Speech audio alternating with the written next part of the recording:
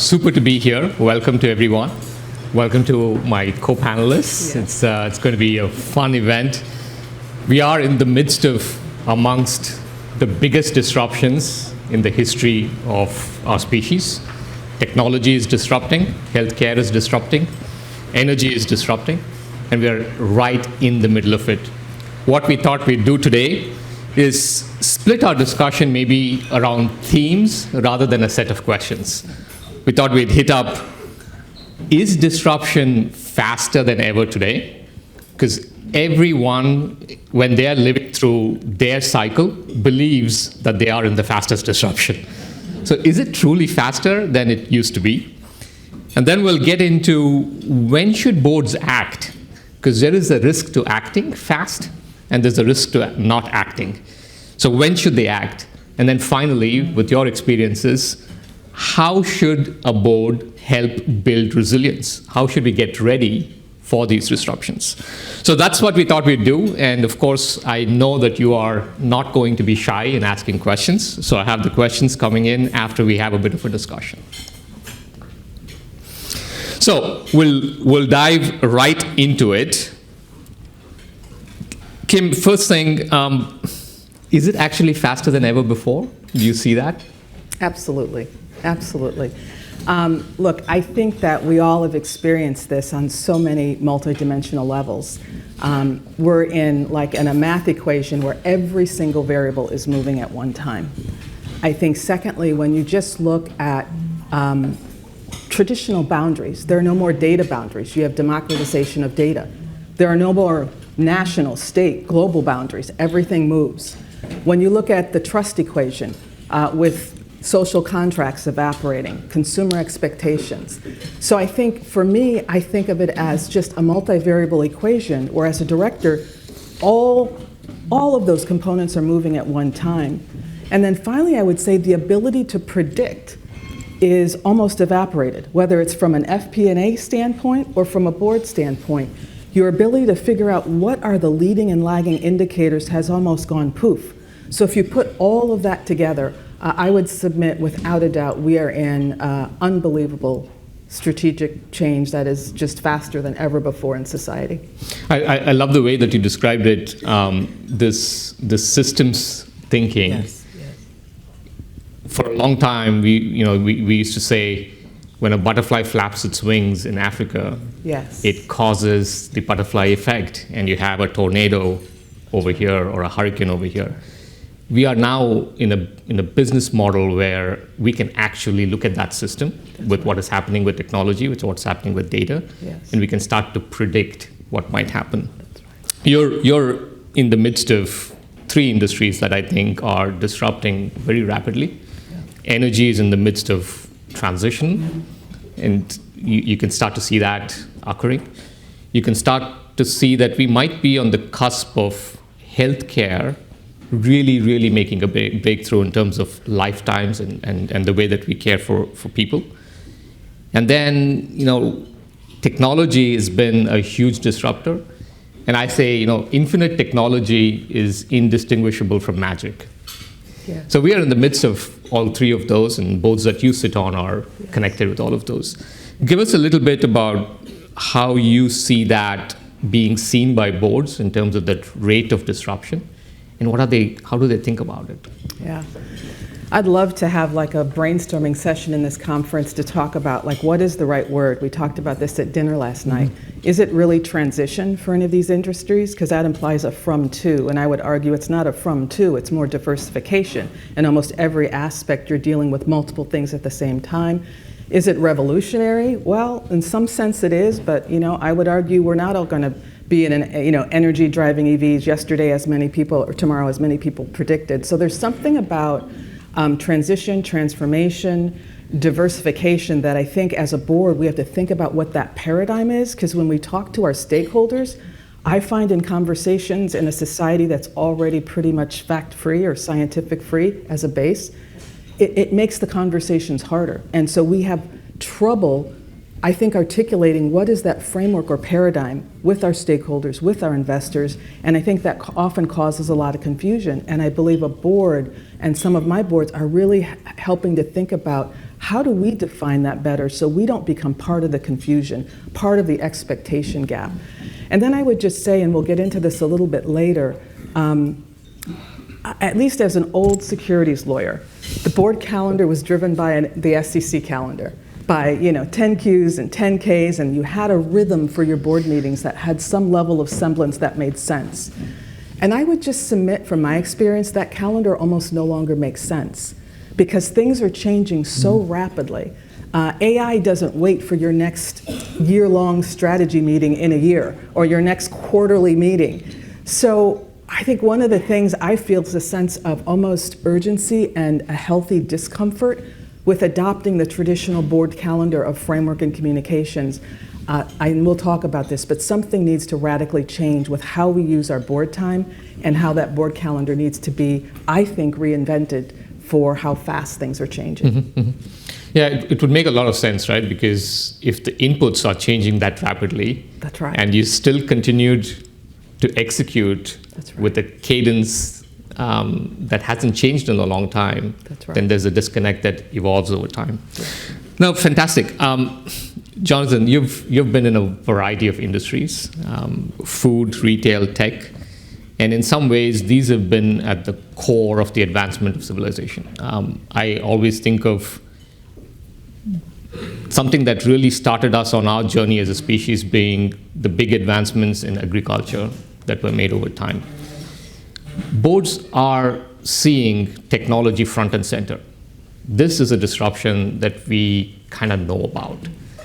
Are there other disruptions that have become faster that are on your mind that you'd like to talk about? For instance, there is a huge amount of disparity in food production in the world. Some parts of the world it's nearly free, in others not so.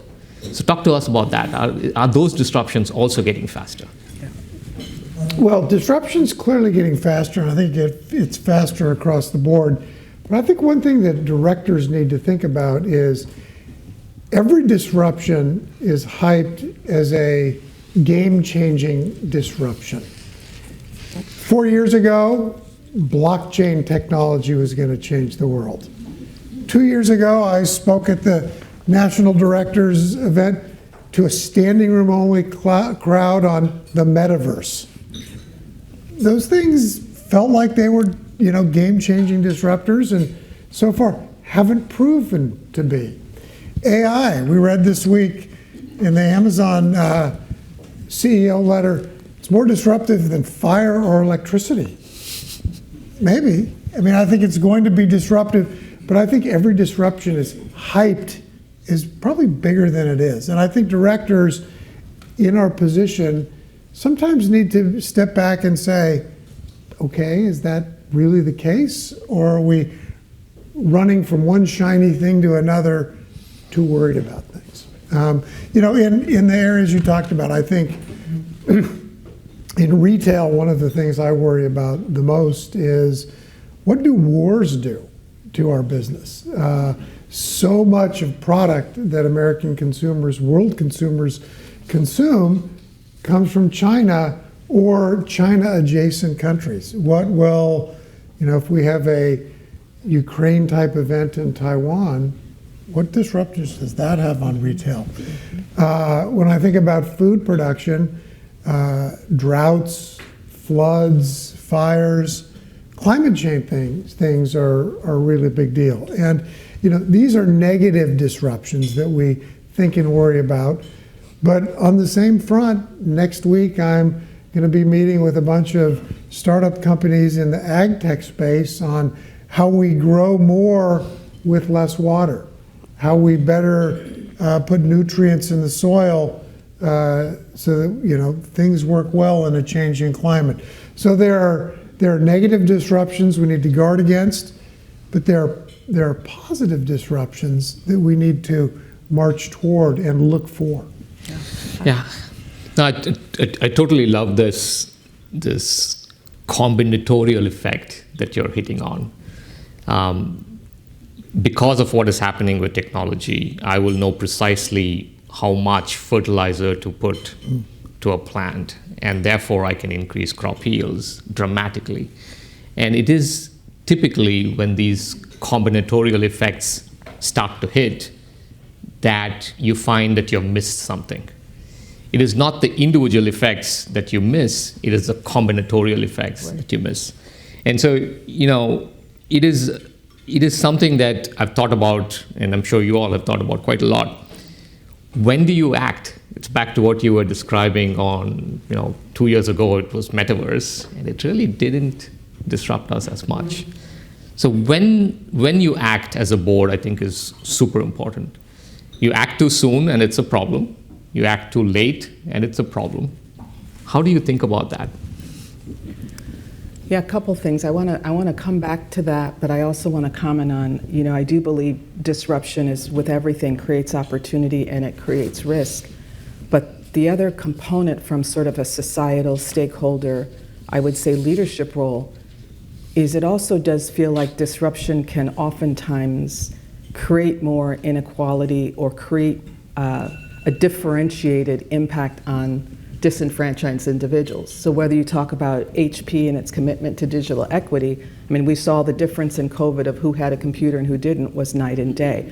Whether you talk about Marathon Petroleum and access to energy, it's the difference between life and the difference between, quality of life. Whether you talk about Johns Hopkins and adequate to healthcare. So food is one, but I think as I step back and look across the boards, across industry, across society, the speed of disruption, and it's also the impact of disruption on who. So often it's many of the similar groups who are left out. So that's something to think about our role as companies and boards.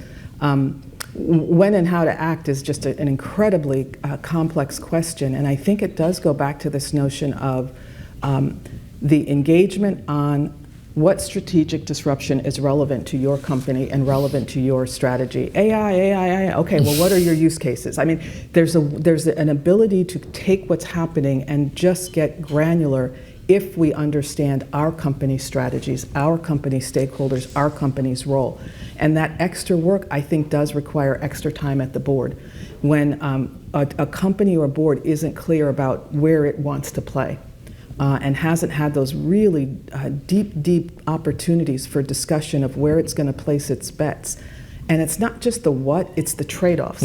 Almost every discussion today has a really complex trade-off. And I think that's where the board adds so much value, is to make sure you're making these decisions in an informed, as holistic manner as possible. And it does require, I think, a heightened level of engagement by the board, bringing all of our experiences to the table, sometimes bringing a little more outside, I don't like relying on outsiders too much, but some really good thinkers who can stimulate a different level of thought in the boardroom.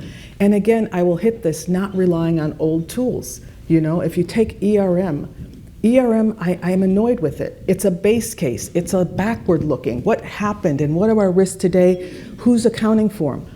That's not what's relevant. It's marginally helpful. What's relevant today on when you act and when you don't act is any one of those risks quickly becomes a reputational risk, no matter which business continuity, cybersecurity, complex SEC investigation, factory goes down. What's relevant for a board and a company is what is your learning agility and DNA to handle any risk, no matter what happens, and that helps determine how and when we think about acting. And I think, Kim, you said something really important, and I think it's why tabletop exercises are so important. And we're familiar with tabletop exercises for information security and cyber risk, and your audit committees or risk committees are probably involved in that. But tabletop exercises can happen elsewhere. I know at Overstock in February of 2000, we had a tabletop exercise for remote work. We felt like there was this new flu, there was something new coming out of China. Let's see what it's like to work from home. And we saw people that were more at risk. Yeah. Mothers who relied on childcare. In the tabletop exercise, they could still take their kids to the daycare center. But we said, what if that can't happen? And so I think, when do you do things? That's hard. Too soon, too early. You want to be Goldilocks and get it just right. But figuring out how to get it right is often helped by wargaming and trying things. Absolutely. I would underscore that. There's such simple things that I've had come out of tabletop exercises, either making sure the company's doing them on multi-dimensions or rolling up to the board. I mean, there's just simple things if you think about it. A lot of business continuity or tabletop exercises assume that the phone system is working. Well, what happens if the phone system goes down and you find most people don't even have written down numbers, phone numbers, because we all keep them electronically. We don't remember them anymore. You have exercises, for example, with a kidnapping or something, where if you don't practice it and you get into a situation, you're like, well, do we pay ransom? Do we not? Well, does the payment of ransom violate FCPA or OFAC rules? Well, what's our risk tolerances aboard? You have tensions between all these regulatory rules. And so if we haven't practiced, because again, it's not just a linear what, it's a trade-off of what. It's a trade-off of risks all the time. Your communications people are going to inform the board and the CEO, well, you got to get out there, you got to say something. Your legal organization's going to say, shut up, don't say a word, you're going to acquire a duty to update, you're going to expose us.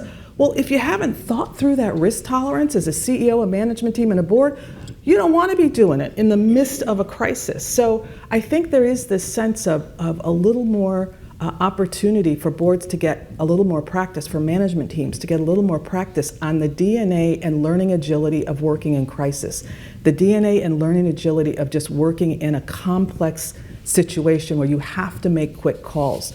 Industries and companies that have very great records on safety or manufacturing and linear and processing, those aren't always the skills that transfer over when you're in the midst of a crisis. So understanding, how do you need to switch gears and who are the people you got to lift up, because it's a different skill set. Mm-hmm. No, it totally is. And I want to discuss a little bit more about this wargaming and tabletop exercises, just because it is so critical. And oftentimes, the way in which those scenarios are constructed, everything is about that.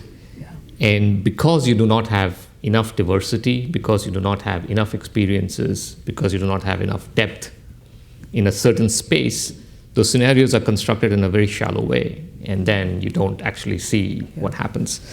I know Rumsfeld talked about this, right? Known knowns, unknown unknowns. As we think about that, what are those that come to your mind in terms of unknown unknowns? The pandemic was a huge one, and we dealt with it in a beautiful way, Jonathan. You described it, having those type of exercises. Other things that we need to worry about that are on your radar? Well, I think weather and war are two, I don't know if they're unknown unknowns, because it feels like they're almost known that they will happen. I think the changing workforce is an unknown. Each generation comes a little differently, and how is return to office worked? How are we recruiting to a new group of people? I think these are big strategic changes that come, and we don't really see them until we feel the ill effects. And so, I think that's important too. Yeah. Gotcha. There's a lot of attention today on activist investors, especially in the industries that you've been in. That was a knowing smile. I've got scars to prove it. Yes. So talk to us a little bit about the ramifications of activist investors, on how a board works, how to deal with it, how to use it in an effective and positive way. You mind if I start on that one? You go ahead and start on that one. So, I don't think we can stop you if we try. Yeah, exactly. Overstock's had different activists at different times. And sometimes we successfully, I don't know if the right verb is, warded them off, but we engaged. We had an activist defense plan that had a sole point of contact that would talk to them, listen to their concerns. I do think you have to engage and listen, but I think it needs to be focused. We had other activists that came later that were successful, in my opinion, of dividing and conquering our board, where the board had an activist defense plan, which was to communicate through one person, but when they were attacked in the public, decided, well, gee, if I just call this activist up, they'll stop saying bad things about me. And had multiple board members then talking to the activist, and all of a sudden there were different messages that were coming and different things. And so, look, I think activists are almost a known in today's society. They're going to happen. And I think boards need to be confident that if we deal with an activist the right way, we can learn from them and make some changes, and we can win. I mean, Nelson Peltz is probably as well-heeled and as well, publicized activist as there is, and yet he lost at Disney. And that's because Bob Iger and the board followed their activist defense plan. So I think as board members, one, it's really important to have thick skin.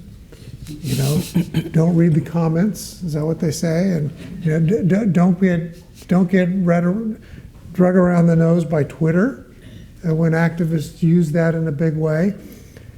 And then speak with a unified voice. See what you can learn. See what you can improve. No CEO is doing it perfectly. No board is doing it perfectly. And so hearing advice and then taking some of it with the more pixels in the pictures that the board sees than the pixels in the picture that the activist, often not an investor, a trader, sees from the outside, is an important thing to do. Yeah, I've dealt with, like so many of us, activists in so many different aspects of corporate life. I think one thing I think about for boards is to make sure we don't just say, be your own activists, but we actually have board and management do some exercises around that. So we should be thinking like an activist and challenging ourselves rather than waiting for an outside activist to come in. My experience is most of the time they don't have new ideas. Like there's things the boards have talked about for many years. Sometimes there's good and bad reasons we haven't executed on it, but it's not often the case that they bring something new. They often bring unencumbered ability to act in the short term or act without a care for full stakeholders. And being aware of those differences are important. Sometimes they do have some great ideas, open to listen, happy to listen, but other times it's educating them about things they might not be aware of, that there are very good reasons a company may or may not have taken a position. And then I would say that activists aren't created equal. So this is where advisors and others who are very skilled can help determine strategies with them, because sometimes I think we paint activists with a broad brush, but the approach to them should be so carefully tailored depending on what type of activist they are. And then a small tool, and I'm sure most of you do this, but to make sure your companies, your IR departments do periodic investor relations deep dives by an outside third party. How is the company viewed? Not just from an IR company perspective, but a real expert who can go do those stakeholder interviews, those 360s.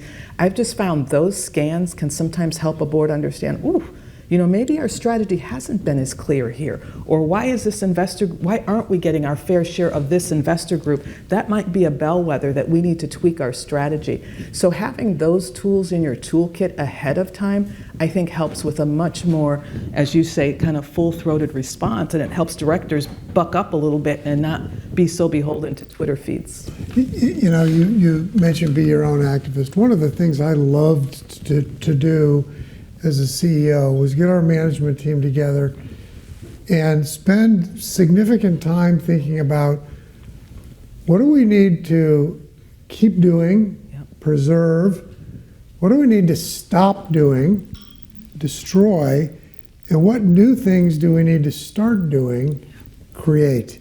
And I found that there were always lots of great ideas on what to destroy. And there was always a lot of pushback from one faction or another on destroying any of that. But any organization that continues to exist grows like a bramble bush, and if you are not pruning things and processes that made sense at one time don't make sense today, or they may still make sense, but now there's new technologies or better ways to do it. I found that was a great way to be kind of the internal activist. Absolutely. Create, preserve, and destroy. We did those exercises all the time. Can I give a mundane example on Yeah, this please one? do. This is so down here and pedantic, but if you just take that example to board material and board agendas, back to my holy cow, we're still having, I've challenged people, oh, well, that report was given because Director X in 1999 asked a question and thought it was relevant. Well, why are we doing that report today? Or this agenda item was asked because Mr. Chairman from, 5 years ago thought that.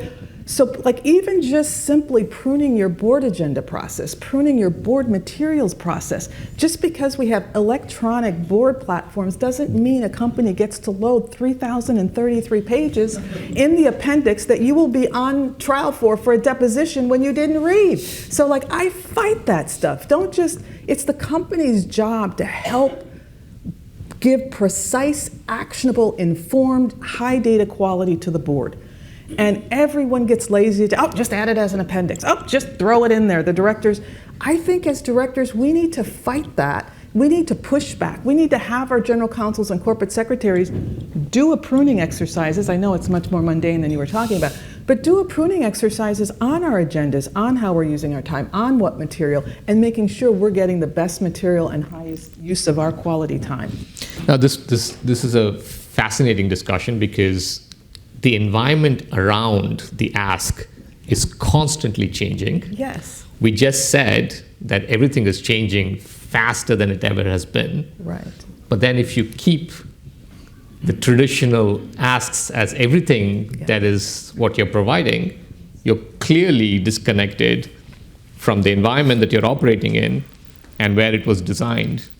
So 100%. it's a huge Well, problem. and I would say things change so fast that sometimes your ask by the time it gets delivered It's irrelevant. is irrelevant. And I think you have to empower management Yes. to say, board, we did that. It wasn't really worth sending right. to you, and move on. If you're going to get a report on the metaverse at your summer meeting, say no thanks. I had one more note I was taking before this one that I want to hit. We had this really nice thought process around having an action plan, having a war game, having a tabletop exercise, and then we intersected with the different types of activist investors. Do you see a need for multiple types of plans in place? Because most boards tend to have one activist investor plan, but clearly today's environment seems to be bifurcating into more than one. Is that something that is being thought about and being done? Well, I think it's good to have one plan and then modify it to who you're dealing with. Exactly. You may have a strategy for playing poker, but when you get dealt a certain hand, you play that hand a little different. I just think you may have raised your first child really well, and your second one comes along, and they're just very different. You got to play your hand different every time. And so You hit a nerve there with the audience. I've got 5 sons, and each couldn't be more different. So, but you have a strategy, and then you modify. I think that's the way to do it. I think that's right. I think that's right. All right, that's fantastic. We sort of said it's faster than ever. It's not just because we are Right. living in it that we feel it's faster. Objectively, change is faster than it used to be. We said when you act depends, and it's a really hard question, but really it's about having the resilience to act no matter what. So let's hit that how to execute and build resilience topic. How much time do boards spend on strategic disruption? And do they spend enough time? Okay, maybe you'll start with that. How much time? Not enough. Need to spend more time. And it sort of just goes back to this notion of stepping back and thinking how we're using our precious board time. There is a competition for the administrative and compliance and mandatory topics that we all know we need to do.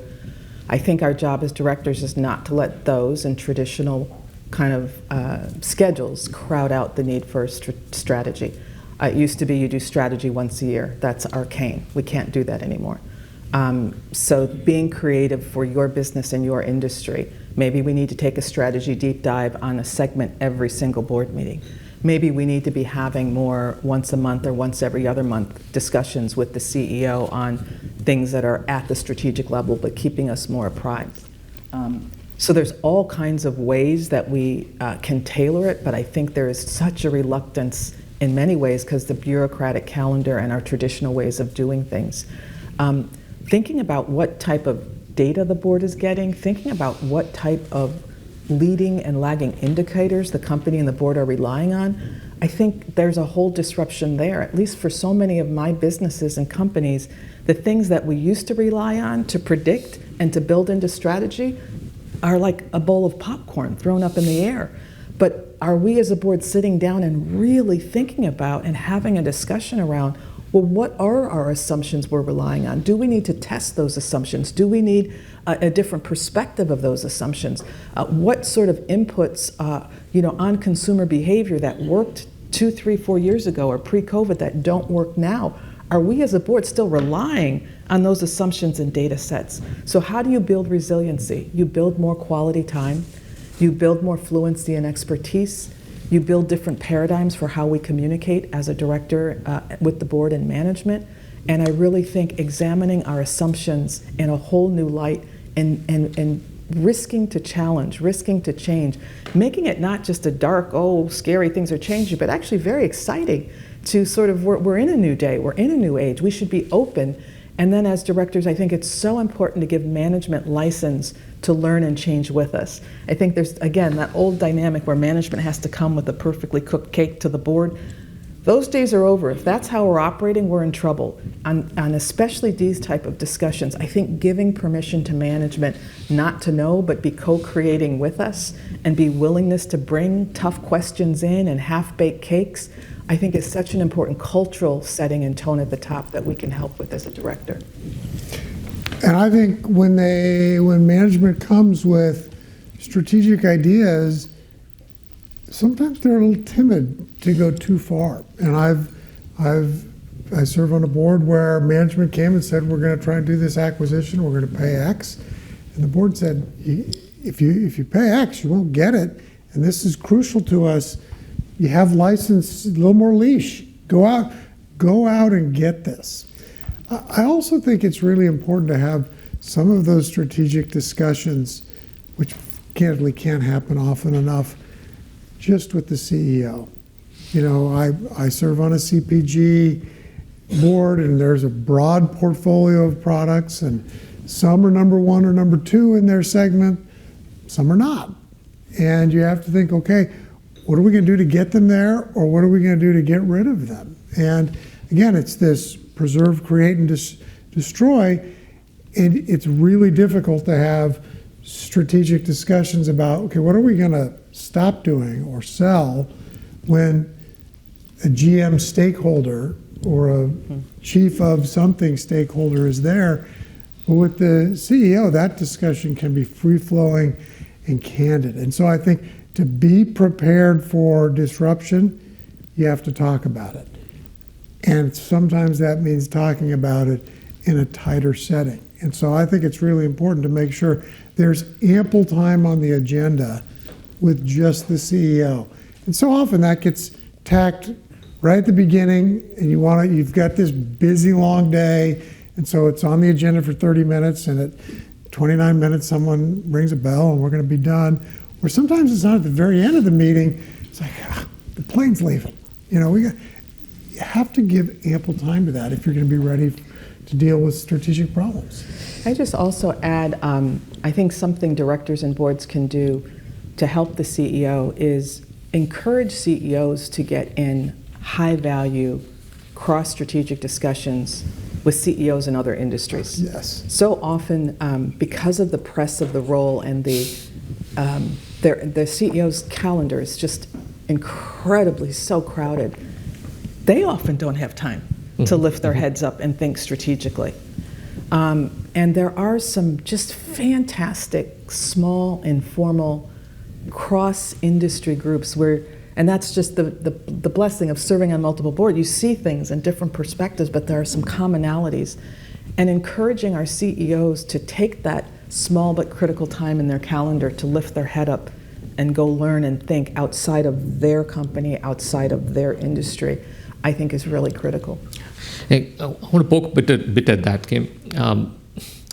What you're describing is almost a capability to identify strategic disruption. Yes. And you're very deliberate in saying, hey, that capability is built by being in multiple places and seeing things differently. Yes. Are we spending enough time building that as a capability, and are we using that effectively to run a board? No.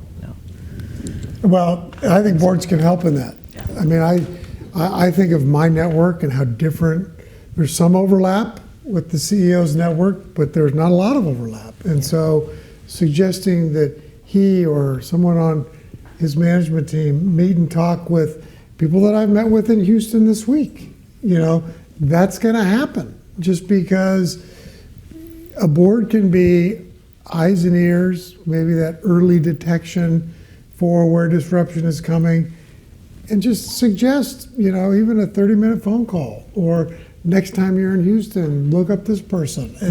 Those things help. Yeah. We spend time in boards sometimes when you get your government affairs or regulatory update, you find out, well, who's in which trade organizations and who's president of this and who's, I think adding to that conversation, because there's sort of a natural hook there, well, what other outside industry groups are you as a CEO or you as an executive team participating in? Because there are some fantastic ones, but oftentimes we kind of make it a little perfunctory. Well, you're heading, this H&H association, or this executive's leading that. Well, that's great. That's kind of your industry. It's your cup of tea. But what else are you doing to lift up your fluency, your line of sight, your expectations on how you think about strategy for the company? I just think our executives are overloaded with dealing with the here and now and everything we're talking about. We can't expect them to have really great strategic discussions if, as a board, we don't give them that encouragement and give them some air that is part of our expectation of their time and their own development. When you look at a CEO MBO, management objectives, or you look at their end of year performance, where is that in their performance? If we make it as an ask of them, it will become very important to them. But again, I think it's just a missing component. We kind of all think, well, we'll have a half hour with the CEO. Well, that CEO's just been running from one meeting to another meeting. That quality discussion on strategy is probably not going to happen. Fantastic. While everyone is so overloaded, we are in an environment which is changing rapidly. So I thought we'll finish with my favorite topic, which is AI. It is absolutely, literally changing every day. There are over 700 different foundational models now. You can, have a foundational model for smell. You can actually predict what the smell is based on a molecule shape. It's just unbelievable where we are headed with it. I am certain that this is a big agenda item in most boards. Most boards that I've been at aren't quite equipped with their experiences to actually nail this. I was with the CEO recently, and he was with his team. And it's a very unique moment of vulnerability. He said, look, everything in my life has prepared me to be the CEO to this company. I understand refining well. I understand marketing. I've been in trading. Nothing has prepared me for the AI disruption. How are boards that you're looking at dealing with it? What are the ways in which they're getting past that blind spot? Well, I always think that there are several ways to look at blind spots. One, you just need to be a voracious reader. See what's going on, see where the next thing is going to be. If it's showing up a lot in your news feed, you got to learn about it. Second, I think that's where you get outside advisors who know it. I mean, how many people really understand AI in any company? Tech companies, probably a lot. Most of the other companies, probably not so much. And so I think advisors are there. The other thing, and this is going to sound silly, that I've found is a great learning tool, are the most expensive consultants that I've ever had in my life my children. They know what the new trends are. They do. And I think it's really important to use your children as a learning source. You know, if you get teenagers are really free with their advice. They're expensive. They're the most expensive, and they are the most blunt. They are. And, you know, then your adult children are off doing things in industries that are probably more cutting edge than the ones that we're in. And so I find they're a great source. And not everyone can plug into something like that, but I find it really useful. Yeah. Now, I would underscore all of that. I think, in addition, language is very important to me. I think the language around the board table around AI, I find very confusing. Like, we haven't paused and understood, like, what's even a definitional architecture so that we can even begin then to have a discussion. So I just sort of encourage some of my boards and management teams to step back before you step forward, because it's really hard to have an informed discussion. I think secondly, just being very thoughtful about having the management team understand use cases and not getting just carried away like this is going to just, affect every aspect of the company equally and we all got to run and we need, $50 million and da-da-da-da-da. But to really step back and say, help us understand how you're thinking about the use cases, both from a risk and opportunity for our company. What does that investment then look like, both dollars and people? And then the really hard thing that I don't know quite how to get to, and I just reflect on about, I don't know if companies are structured in an organizational way as effective as they need to both capitalize on AI and also manage it. I mean, it can't just sit in an IT function, right? But yet that's kind of how it's currently constructed. And so if you think about the implications of AI, whether, let's just say, it's an optimization model, or if it's it has implications for how a company is organized and how decisions are made. And I think a board has some really important contributions to look at that decision-making model and that system in the company to say, do we need to think about that or help management think differently? And if not, are we either getting in the way or effectively empowering AI to do what we think it can do for our company? I think that's a great question for a board to ask a CEO. Yeah. When I was a CEO and AI was, everyone's got to touch it, we had cross-functional group get together that included marketing and merchandising and logistics, and of course, IT and the back office IT. Right. And they almost didn't speak the same language to each other. And some of the folks in merchandising said, it's not going to help us at all. Exactly. And they could hear things from others and they go, oh, well, wait, if that's what it is, then we can use it this way. And so I think I would have loved it if the board had said, who's working on it? How are you thinking about it? Right. Bring that forward to us. Because I think it would have shown the depth that we were trying to look at it and a measured pace that we were trying to look at it. It wasn't ready, fire, aim. It was ready, let's aim, measure twice, cut once, whatever the adage is. We just really wanted to be thoughtful about it.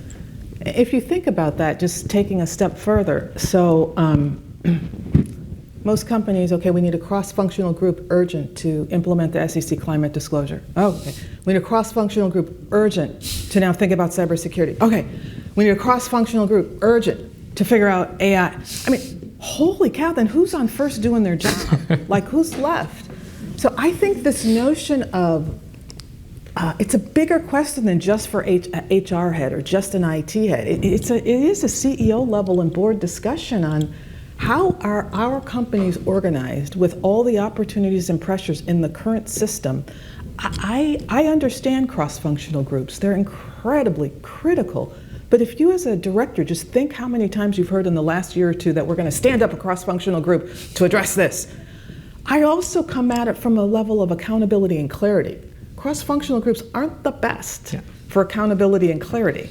So as a board and with responsibility for oversight and responsibility for making sure you have proper systems and proper coordination and proper calibration and collaboration, I think there's some really big questions to ask on public company pressures where I feel like every 31 days there's a new need for a standing up an urgent cross-functional group with great experts, the best people in the company, so we can get it right. Now, it's a fantastic discussion.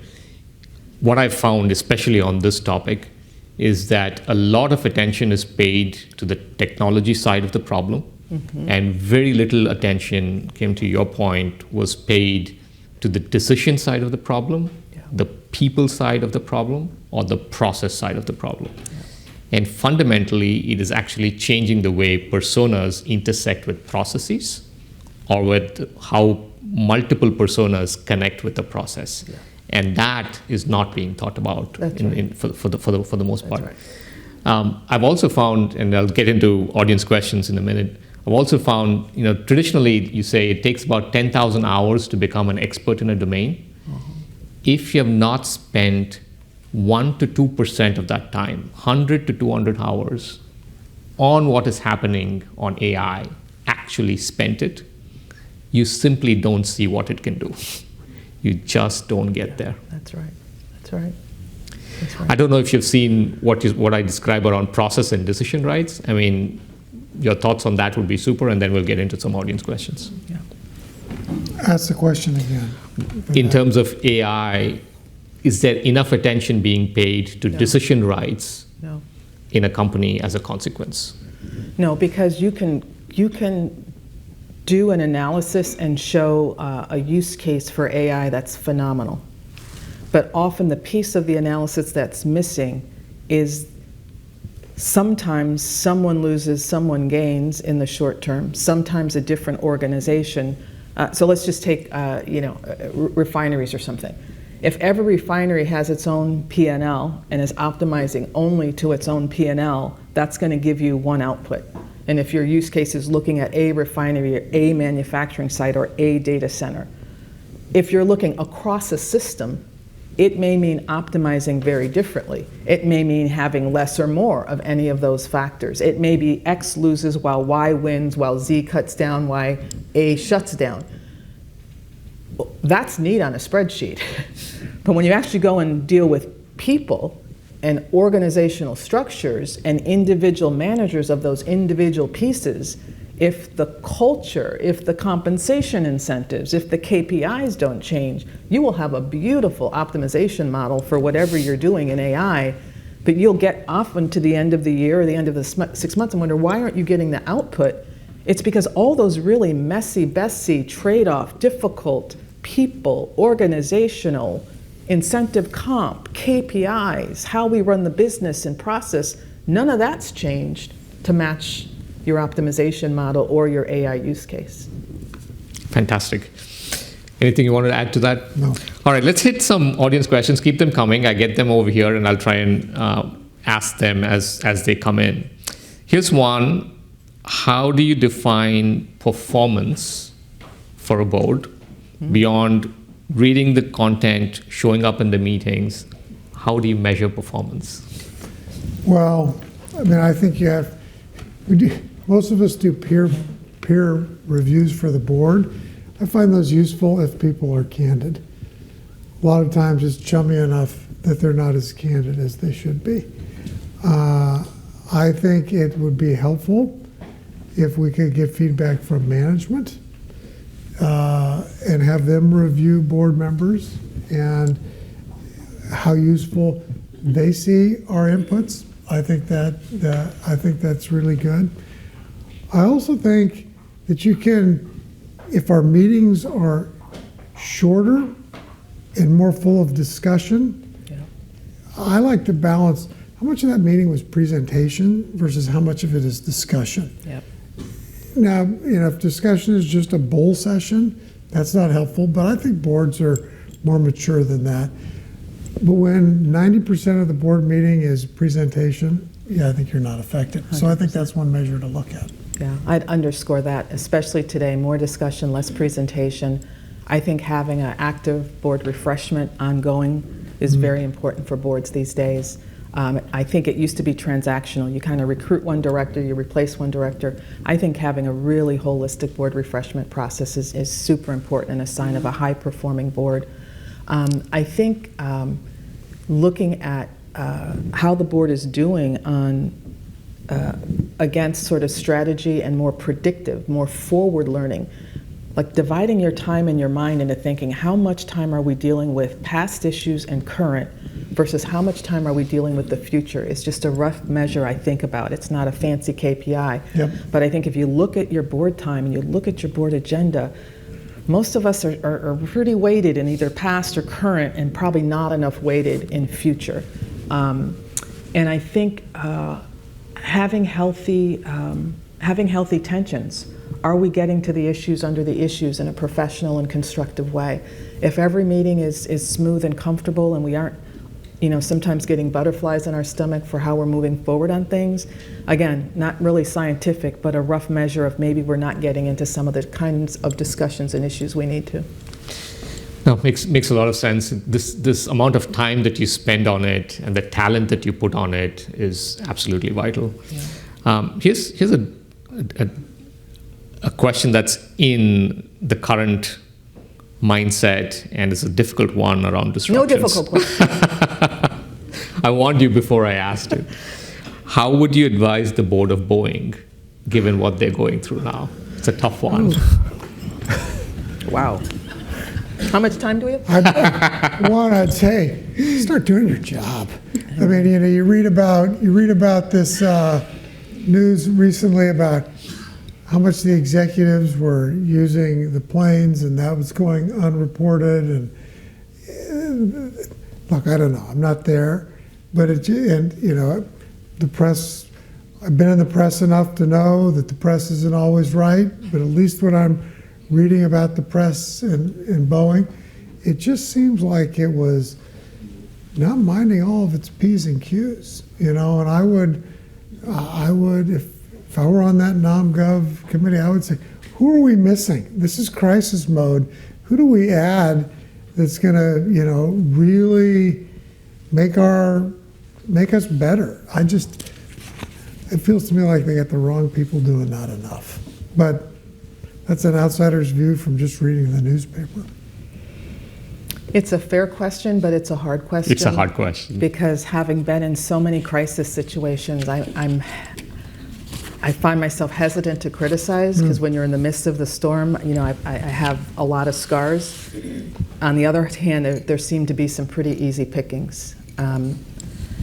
I'll just take an easy one, that it's one of the most difficult challenges of any public company, is the balance between short-term and long-term. And I think we'll all struggle with that. Hitting numbers, quarterly guidance, is the bane of a public company's existence. And if you look at some of the pressures, apparently, that Boeing felt and succumbed to on speed in processing, on hitting targets, on producing to manufacturing, it looks like at the expense of some things. It's easy to stand here and throw stones, but how many of us are struggling with companies in that tension between hitting those short-term targets and hitting long-term targets and disappointing investors? I mean, there aren't a lot of CEOs that are going to survive. So I think I don't excuse anything there. I'm just saying it is an opportunity for boards to discuss those tensions between short-term, long-term. We all say safety is important, but how do you live it? How do you make it beyond a platitude? We all have helplines, we all say whistleblowers, but do we celebrate them? Do we have parties for people who bring bad news forward? Do we actually acknowledge people who stop the line, who pull the plug? Like, those are ways that, you live it and not just talk about it. So I think, I feel it, but it's tough. It's a tough one. And I think we talk about strategic disruption. every company's going to have something go wrong. Yeah. There's going to be a recall, in the food space or in the home space. I've had recalls at both the companies. That's a big thing. What's the tabletop exercise for that crisis management? Have you been through that already? If you've been through that, I think you're much better prepared to deal with what is always going to be a hard situation. Was there a tabletop exercise for if a door, how do you respond when a door blows off an airplane or something goes into the wing flap or whatever it is?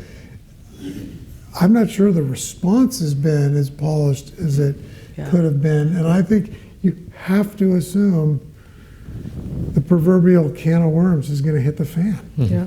It's But I mean, gonna happen. what can we do as directors? I think like tone-setting questions in the boardroom.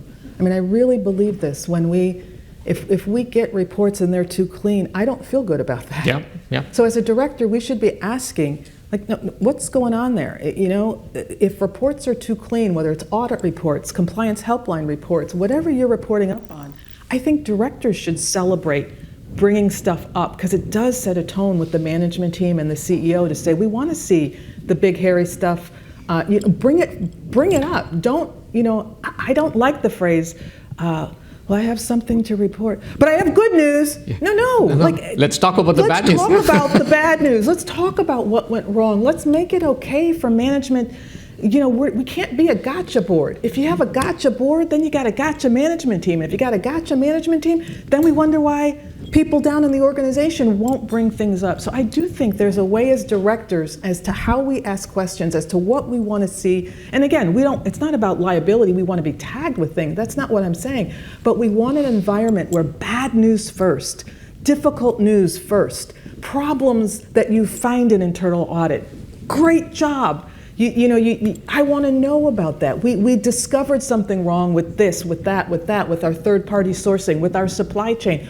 Bring it forward. Don't start every board report, well, I got some bad news, but I really have good news I'm going to talk about. No, bring an environment where we want people to report up. We want people to talk about it. Call it a helpline, not a hotline. I mean, all these little organizational cues, I think, go a long way. Well, and I think how a board reacts. I mean, you all have slides in your board deck with green, yellow, and red circles on them, or checks, or whatever it is.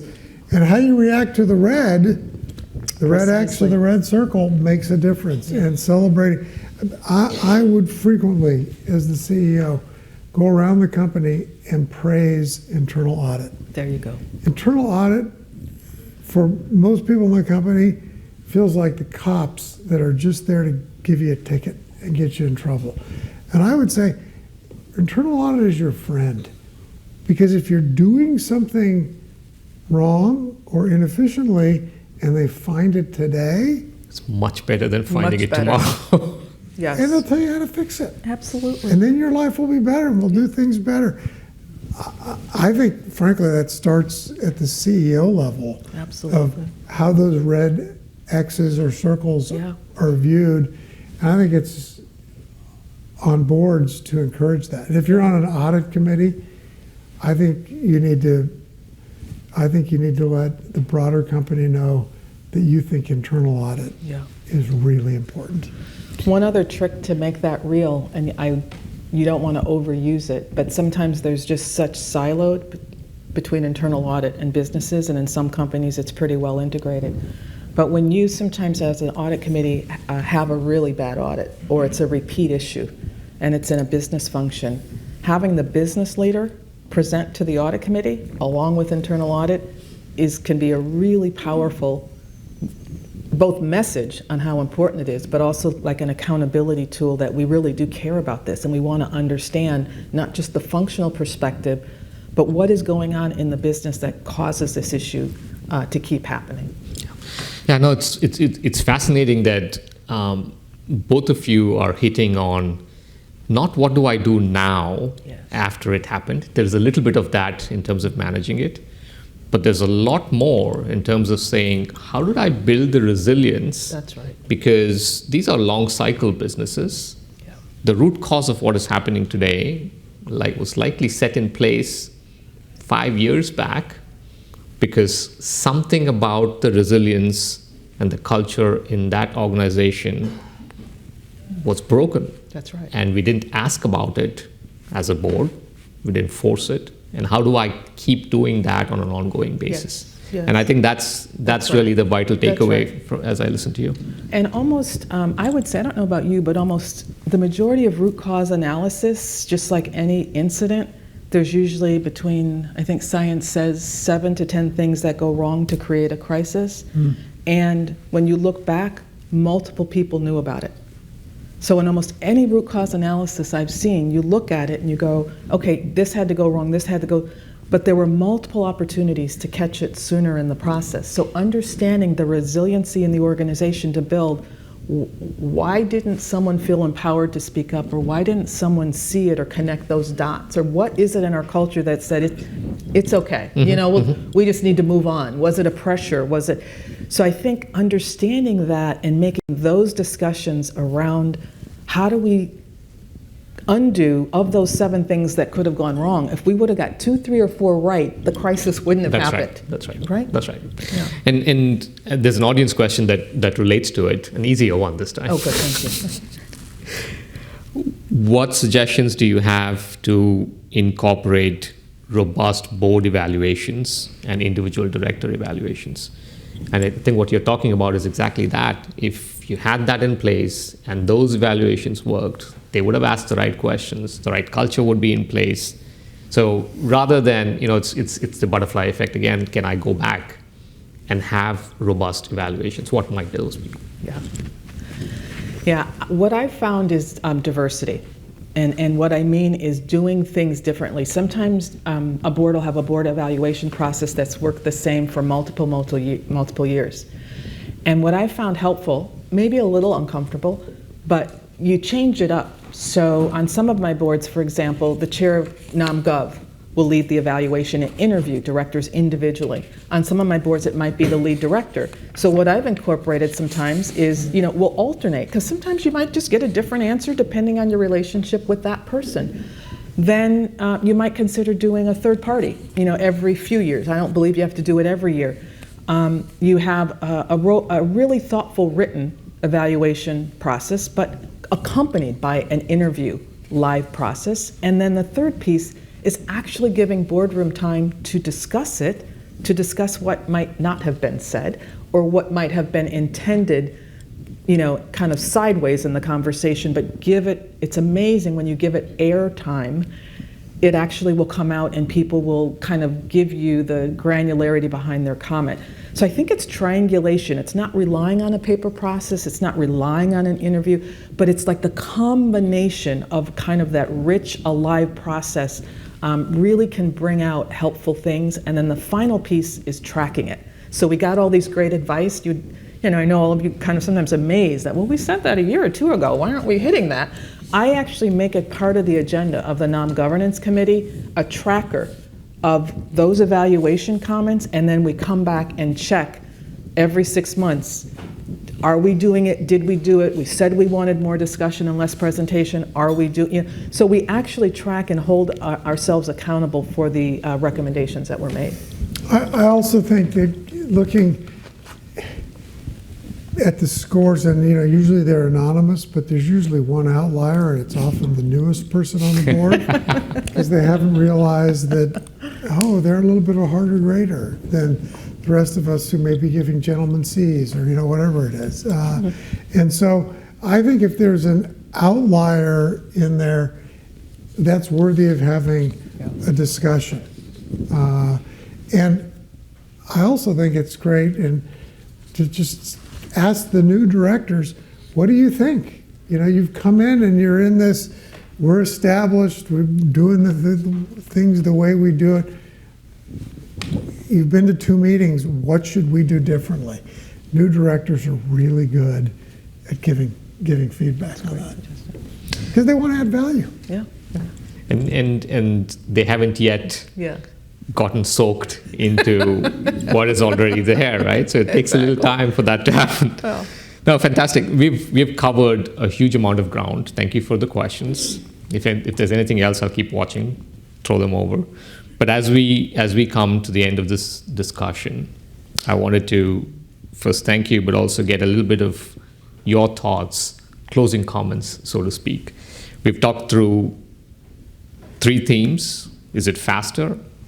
When should we act? And how do we build resilience? What would you like to leave our audience with? We'll start with you, Kim, go to Johnson, and I'll finish up after. So first, just thank you for the opportunity. These are just always rich opportunities to be among colleagues, and it's always just inspiring, and so I'm grateful for that.